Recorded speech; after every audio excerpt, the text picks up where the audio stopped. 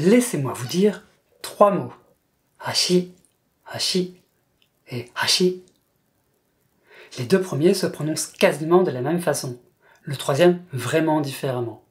Tous sont retranscrits hashi à l'écrit quand ils ne sont pas écrits en kanji. Contrairement à ce qu'on pourrait penser quand on lit un manuel de japonais, il existe bel et bien des variations de hauteur dans les mots japonais.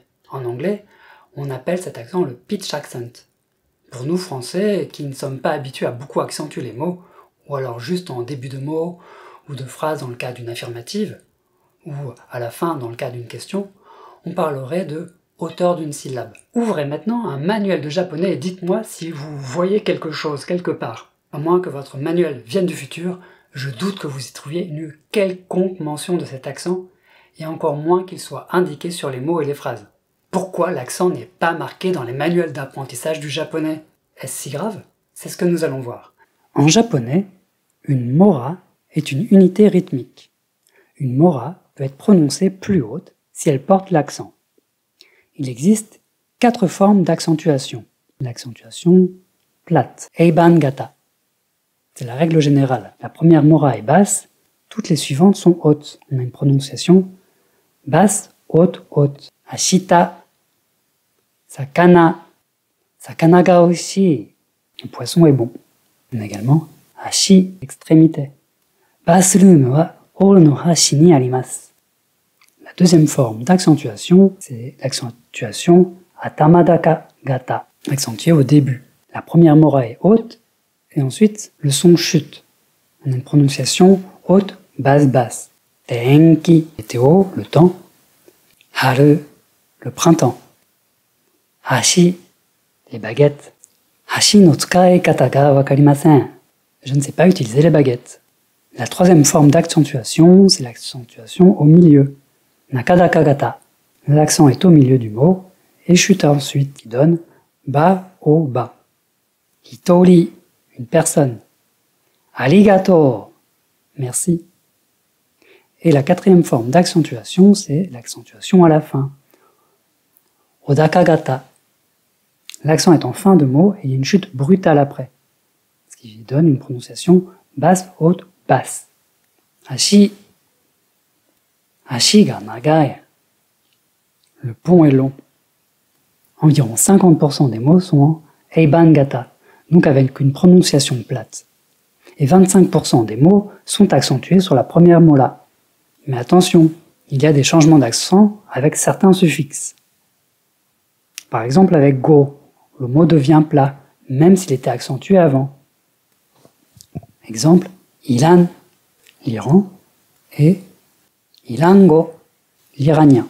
Avec jin également, pour désigner les nationalités, l'accent tombe sur la mola juste avant jin, sauf si c'est un son long ou nasal, alors il remonte une mora avant. Un exemple, toujours avec l'Iran, Iran, Iran jin. Attention également, car l'accent varie aussi selon les régions. Mais, un peu comme en français, vous pouvez imaginer l'accent du Kansai comme l'accent du Sud pour le japonais. Donc vaut mieux éviter de mélanger les différents accents, car ce serait un peu comme pour un français de mélanger l'accent parisien, l'accent belge et l'accent du Sud. Est-ce que cet accent est important? Réponse courte, oui. Mais n'ayez pas peur de parler pour autant. Même si vous n'êtes pas sûr de savoir où placer l'accent, à force d'écouter et de parler, l'accent devrait venir naturellement. Apprendre spécialement où se trouve l'accent sur chaque mot est-il une bonne idée? Non. Mais si vous avez un doute sur un mot, le site https://jpdb.io vous sera d'une grande aide. C'est un dictionnaire qui permet d'entendre la prononciation des mots et qui indique où se trouve l'accent. Pourquoi apprendre où placer l'accent? Pour parler de façon naturelle et être mieux compris. Mais il ne faut pas se focaliser sur l'accent au détriment du reste. Comment apprendre à bien prononcer les phrases? Comme le font les Japonais, en écoutant et en parlant. Vous pouvez faire du shadowing, c'est-à-dire répéter des phrases que vous entendez. Est-ce grave de mal placer l'accent? Dans la très grande majorité des cas, non. Mais c'est mieux de bien prononcer pour éviter les malentendus. Et est-ce que ça serait bien que les manuels de japonais indiquent où se trouve l'accent? Eh bien, à l'époque où j'ai commencé, il y avait très peu de ressources audio pour écouter du japonais. Et je pense qu'indiquer d'une manière ou d'une autre où se trouve l'accent dans un mot ou une phrase aurait été très utile.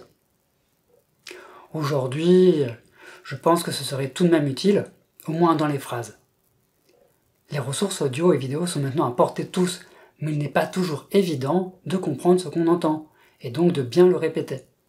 Pour bien prononcer les mots, il est important de bien les distinguer, comme dans cette vidéo.